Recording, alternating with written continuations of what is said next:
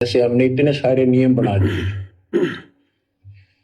भक्ति करनी है तो इनका पालन करना पड़ेगा, नहीं तो फिर गधे बनकर कुमार के नियम में चलना पड़ेगा।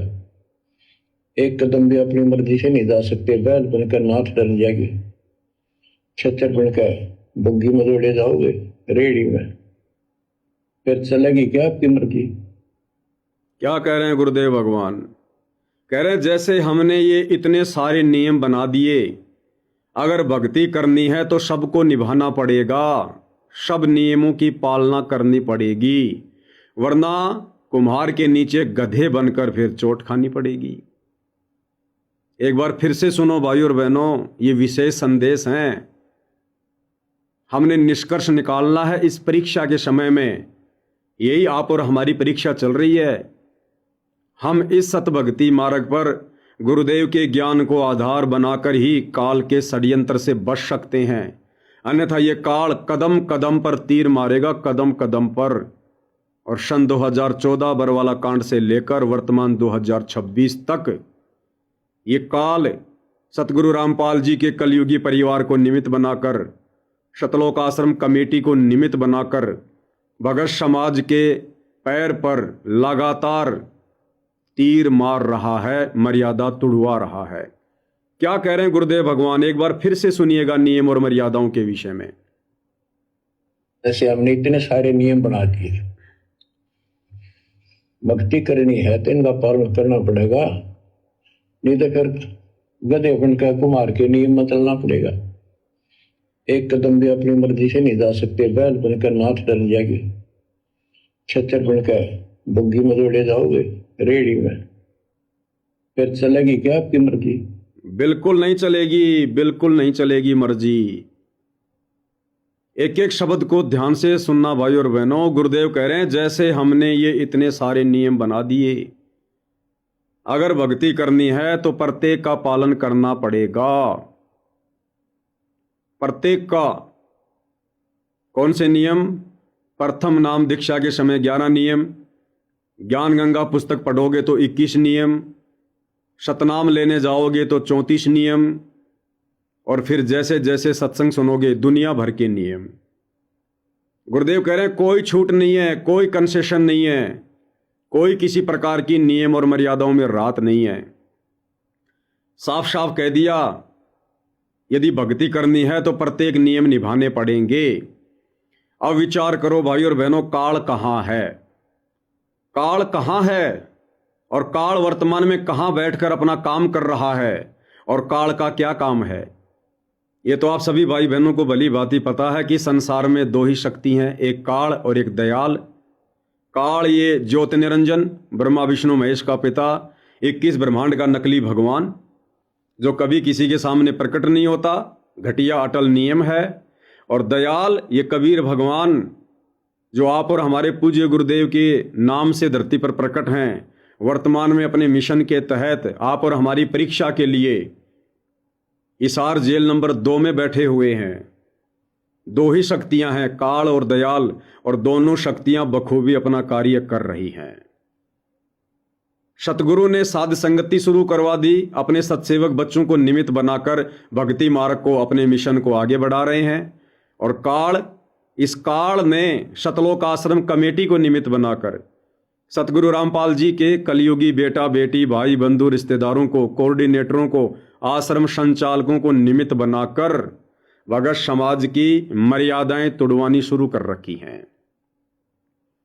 अब काल कहां बैठा है समझ में आ जाएगा। काल सतगुरु रामपाल जी के कलयुगी परिवार के हृदय में बैठा है, शतलोक आश्रम कमेटी में बैठा है। गुरुदेव ने क्या कहा? यदि आपने भक्ति करनी है तो जो आपको ये नियम बता दिए, प्रत्येक नियम की पालना करनी पड़ेगी।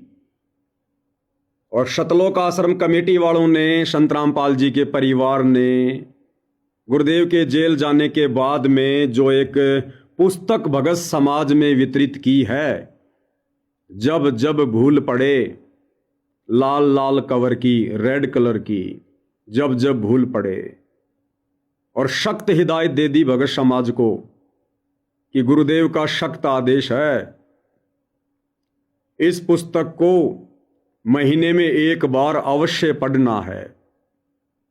मासिक पाठ के रूप में इस पुस्तक को महीने में एक बार जरूर पढ़ना है। और उस पुस्तक में लास्ट में क्या लिखा हुआ है? समाज में विशेष स्थान बनाने के लिए सन 2018 से नियमों में छूट। ये पुस्तक आप सभी भाई बहनों के घर में रखी है, विशेषकर जो सतलोक आश्रमों में जाते हैं, जो सतलोक आश्रम से जुड़े हुए हैं, जो लाइव देख रहे हैं, उन भाई बहनों से प्रार्थना है पुस्तक को खोल के देखना। और पुस्तक के लास्ट में देखना लिखा हुआ है कि समाज में विशेष स्थान बनाने के लिए सन 2018 से नियमों में छूट। अब सोचिए भाई और बहनों, ये छूट किसने दी है? ये छूट काल ने दी है। काल ने, सतगुरु ने नहीं दी। सतगुरु ने तो विशेष संदेश में साफ साफ कर दिया, अगर भक्ति सफल करनी है तो जो नियम हमने बना दिए, आपने प्रत्येक नियम में रहकर ही चलना पड़ेगा, अन्यथा कुम्हार के नीचे गधा बन के फिर कष्ट भोगना पड़ेगा। सतगुरु का तो ये आदेश है। और सन 1994 से सतगुरु रामपाल जी सत्संग फरमा रहे हैं। अनेक पुस्तकें पूज्य गुरुदेव भगवान ने अपने कर कमल से लिखकर भगत समाज के हाथों में सौंप दी। क्या उनके किसी भी सत्संग में, क्या उनके द्वारा लिखी गई किसी भी पुस्तक में आप जी ये प्रमाणित कर सकते हैं, साबित कर सकते हैं, जिसमें गुरुदेव भगवान ने समाज में विशेष स्थान बनाने के लिए नियम और मर्यादाओं में अपने भक्तों को छूट दी हो? बताइए। तो ये छूट वर्तमान में कौन दे रहा है? भगत समाज को बिगाड़ने के लिए, भगत समाज को काल के जाल में बैठाने के लिए सतलोक आश्रम कमेटी, सतगुरु रामपाल जी का कलयुगी परिवार। तो काल कहां बैठा है? सतलोक आश्रमों में, गुरुदेव के परिवार के हृदय में, आपके नाम दीक्षा केंद्रों पर, जो निरंतर नियम और मर्यादाओं में छूट देकर भगत समाज को बिगाड़ रहा है। जिस नकली और थोते समाज से, समाज की परंपराओं से, कुरीतियों से, प्रथाओं से गुरुदेव भगवान हमें हटाना चाहते हैं, हमें उस दलदल से निकालना चाहते हैं। इस काल बली ने सतलोक आश्रम में बैठकर, गुरुदेव के परिवार के हृदय में बैठकर और नियम और मर्यादाओं में छूट दिलवा दी।